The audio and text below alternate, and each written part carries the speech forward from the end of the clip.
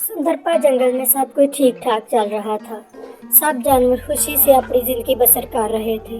कभी भी जंगल में कुछ होता, सब एक दूसरे का मिलकर साथ देते और अपने बच्चों को जिंदगी गुजारने के असूलों से अच्छी तरह आगाह करते थे। कभी भी किसी ने एक दूसरे को छोटा या बड़ा नहीं समझा। सब जानवरों ने एक दूसरे के साथ अच्छा वक्त गुजारते। उनका हर दिन मस्ती भरा होता था। सब जानवर एक दूसरे के साथ मस्तियाँ करते रहते थे। सर्दियों के दिन थे। जंगल में धूप कम ही आती थी।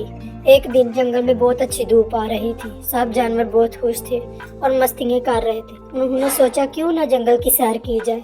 सब निकल पड़े। उन्होंने देखा एक गार है। उनको शरारत सूझी, वो उस गार में चले गए। उन्होंने गार में देखा एक बड़ी सी बुक पड़ी है। सब जानवर भागते हुए उस बुक की तरफ चले गए। उन्होंने देखा और सोचा शायद ये किसी चुड़ैल की गुफा होगी जिसमें एक चुड़ैल बसती होगी। बंदर ये सोच ही रहा था कि उसने सब गुफा को अच्छी तरह से देखा और देखकर उसे शरारत सूझी। उसने वो बुक उठाई और चश्मा लगाकर बैठ गया। सब जानवर खुशी से हंस रहे थे और बंदर की नकलें उतार रहे थे।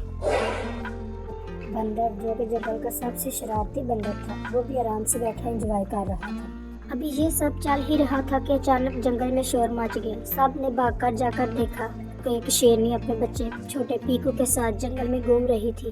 घूमते घूमते वो जंगल के गहरे हिस्से में चली गई, जहाँ उसे शोर की आवाज़ें आने लगी, जिससे वो बहुत डर गई। उसका बच्चा ज़्यादा घबरा रहा था, जिस पर उसने अपने बच्चे की जान बचाने के लिए भाग ही रही थी कि उसका बच्चा उससे बिछड़ गया।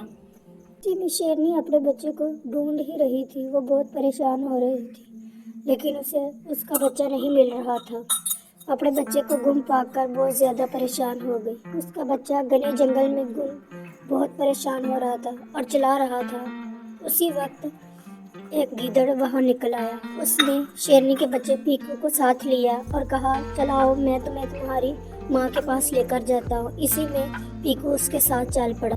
उधर शेरनी भी अपने बच्चे को ढूंढने की बहुत कोशिश कर रही थी, लेकिन उसे उसके बच्चे के मिलने के कोई आसरात नजर नहीं आ रहे थे। अचानक पीकू और गीदड़ भी वहां आ गए। शेरनी अपने बच्चे को देखकर बहुत खुश हुई। गीदड़ ने पीकू पर हमला कर दिया, जिस पर शेरनी ने जंगल के सब जानवरों को मदद का कहा।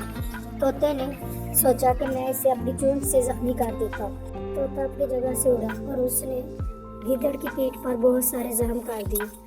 दूसरे जानवरों ने भी उसे लकड़ की मदद से बहुत ज्यादा जख्मी कर दिया, जिस पर गीदड़ बहुत जख्मी हो गया और पीकू की जान बच गई। गीदड़ उठा और जंगल की दूसरी ओर भाग गया। शेरनी ने फिर जंगल के सब जानवरों का शुक्रिया अदा किया कि आप लोगों ने मेरी मदद की। जंगल की दूसरी तरफ अपने घर को जाने लगी।